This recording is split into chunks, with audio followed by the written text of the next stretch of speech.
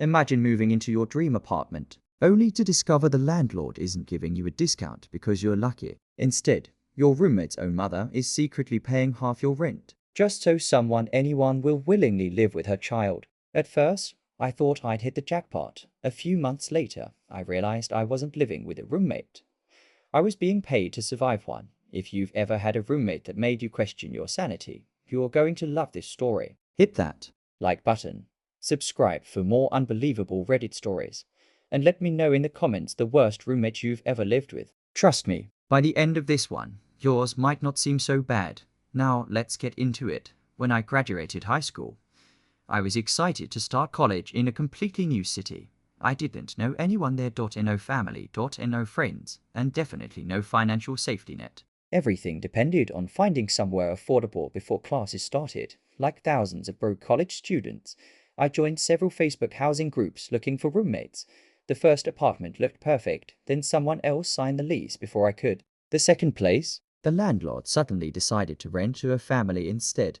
Now I had less than 2 weeks before orientation, and panic was starting to set in. Hotels weren't an option.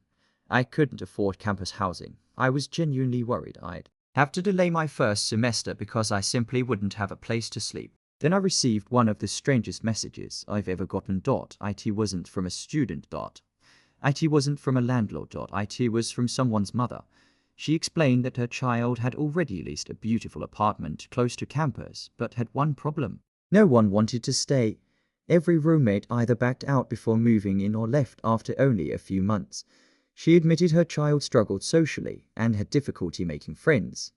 Then she made an offer that honestly sounded too weird to be real. She'd personally pay half my rent every single month.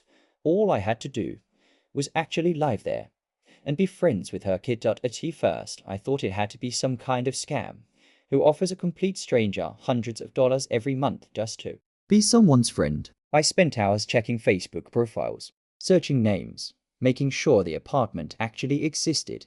Everything looked legitimate. Eventually, desperation outweighed skepticism.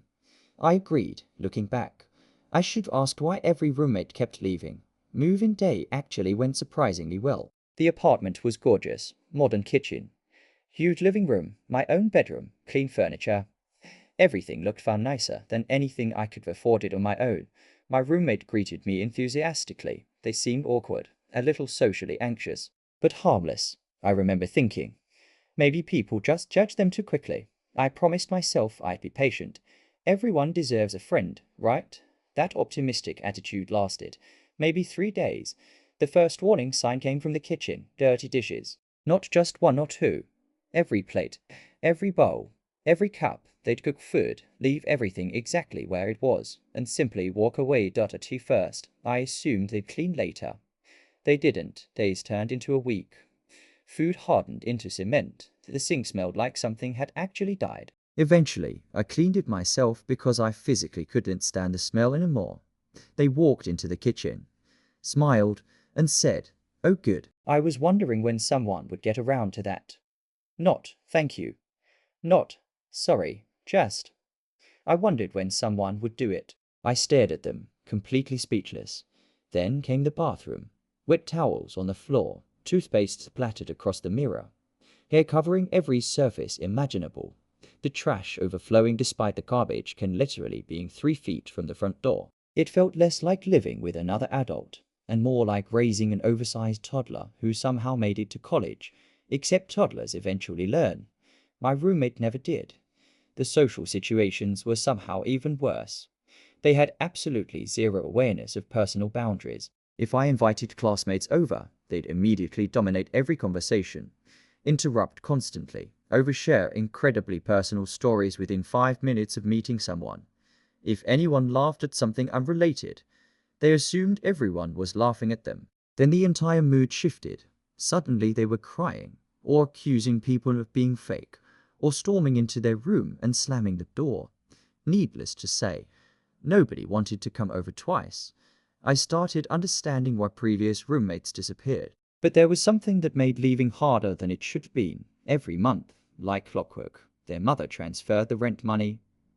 Never late, never questioned it.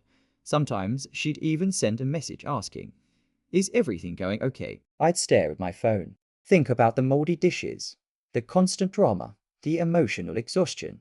Then I'd simply reply, everything's fine, because technically, I was holding up my end of the bargain. Living there slowly became emotionally exhausting. My roommate couldn't do anything independently. They expected help with grocery shopping, homework, making appointments, paying bills, cooking meals, even basic adult conversations. If I said no, that somehow became my fault. You don't care about me. I thought we were friends. I guess everyone eventually leaves. Every disagreement turned into emotional manipulation, not necessarily intentional, but relentless.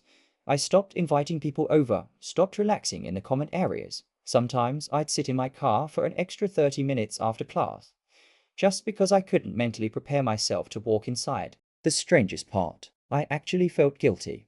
I genuinely disliked living with them. Sometimes I even dreaded hearing their bedroom door open because I knew another exhausting conversation was about to begin. But every time I looked at them, I also saw someone incredibly lonely. Someone whose own mother had become so desperate, she literally had to pay strangers to stay. That realization hurt. No amount of money could fix whatever had happened throughout their life to reach this point. Eventually, I started wondering, should I tell them? Did they deserve to know? Would learning the truth finally motivate them to change? Or would it completely destroy them? I imagined the conversation countless times. Hey, your MOM secretly pays me to be your friend. There isn't a gentle way to say something like that. Imagine discovering every friendship you've celebrated was financially motivated. Imagine realizing your own parent believed nobody would voluntarily stay around you. That would crush almost anyone. So I stayed quiet.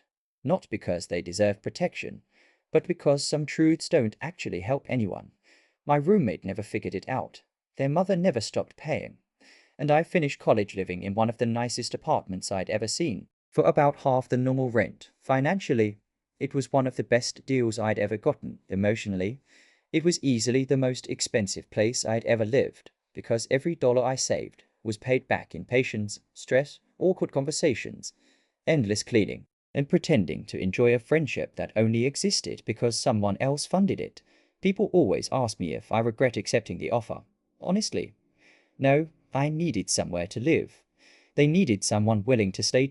In a strange way, both of us got exactly what we were looking for. But I also learned something important. You can't buy genuine friendship. You can pay someone to stay in the same apartment. You can pay someone to be polite. You can even pay someone to spend time together. But you can't force real connection. That has to happen naturally. And unfortunately, money can't solve loneliness. It is the saddest stories don't have villains. Just people trying to fix impossible problems the wrong way. My roommate wasn't evil. Their mother wasn't cruel. They were both simply searching for something money could never truly buy. What would you have done in my situation? Would you have stayed for the discounted rent, or walked away the moment you realized what was happening? Let me know down in the comments. And if you enjoyed this unbelievable Reddit story, don't forget to like, subscribe, and turn on notifications so you never miss the next story where reality ends up stranger than fiction.